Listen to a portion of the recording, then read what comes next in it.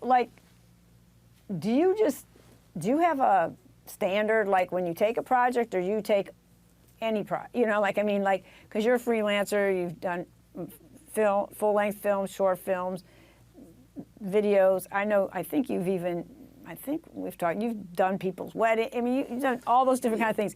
What projects do you like the best? I mean, not the best, you know, and then how do you deal with different clients and show up in the way they need, and what part is your creative part or freedom part in some of the things you've done over the years? I mean, my favorite thing to shoot, it would be two things. It's either the sports-related things, so either shooting live games or doing the post-game and pre-game, pre- and post-game interviews, or doing narrative storytelling. So whether doing shorts or the feature film that we shot, my mom directed a feature film, and you know, a lot of people from Eminem, like from years past, worked on it, and you know, that was the hardest thing I've ever done, but it was the most satisfying thing probably too. That the end product was the most satisfying thing I've ever done. You can see it on. No, you can't. You can look up The Rhythm in Blue on Google. Oh, I'll have to look at it. I haven't seen it. That's my mom's movie. Has she done another one since then? No. Oh. No. They always say, I made a documentary, and everybody says, well, everybody's supposed to make one more film after their first film, but it takes a while to get to that. Yeah.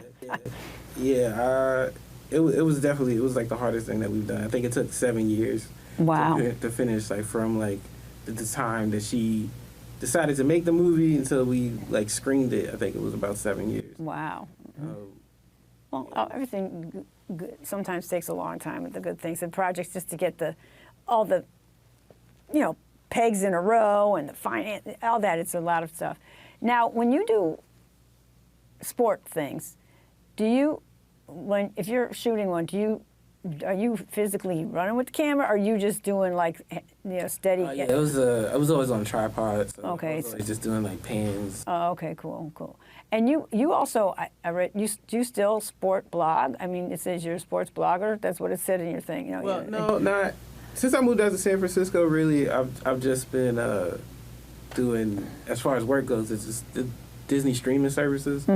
So I work basically as the master control for ESPN Plus, and then they have a app if you live in South America. Basically, their equivalent to Hulu is called Star Plus, and that's how they get their ESPN. So you are in the sports division of the streaming, right? Live ops. The only live shows that Disney runs basically sports. I mean, since I've been there, I think there was only like one thing that wasn't sports. It was like a Mulan, like fireworks thing that they did. But other than that, it's just sports. Right. Now, how did you come upon that? And is that what does that demand of you or take from you, maybe in a different way than some other things? Are you by yourself? I mean, like those control rooms, sometimes you're by yourself all day. Is it different? Are you doing interface with people much? Or? So, yeah, I mean, I moved to San Francisco because, you know, my wife had got a job out there. She became the chief medical officer out in San Francisco. Which is pretty big deal. It was a huge deal, and I had to move, and it had to be a quick move. So it's not like I went out there with any type of job or anything. So I was just posting anything media related out there, and actually I didn't apply to this job. I got contacted through a hiring agency, and you know, it sounded cool. I had never worked, you know, my only official job, my only like real 9-to-5 job was the Manhattan Neighborhood Network. So I never experienced, like, I didn't consider this a corporate job or anything like that. Like, it's, you know, non-for-profit. I never had any interest in working in like a corporate environment. It didn't seem like in your wheel set or something. Yeah, it didn't seem like something I wanted to do. But, you know, I love sports, and it seemed like a cool opportunity to learn something that I didn't know anything about, because HLS streaming, which is what they do at Disney, which is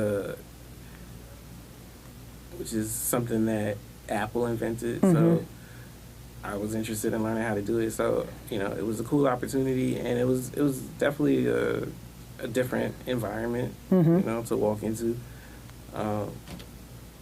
You know, it's not working for Disney is not what I thought it would be. Like, it's not what I thought corporate America was. It's not as you know, buttoned up as I thought it would be. It's pretty similar as far as like the vibe of you know, working in here, and then the office in San Francisco is very similar to this new facility in the new Manhattan Neighborhood Network. Right.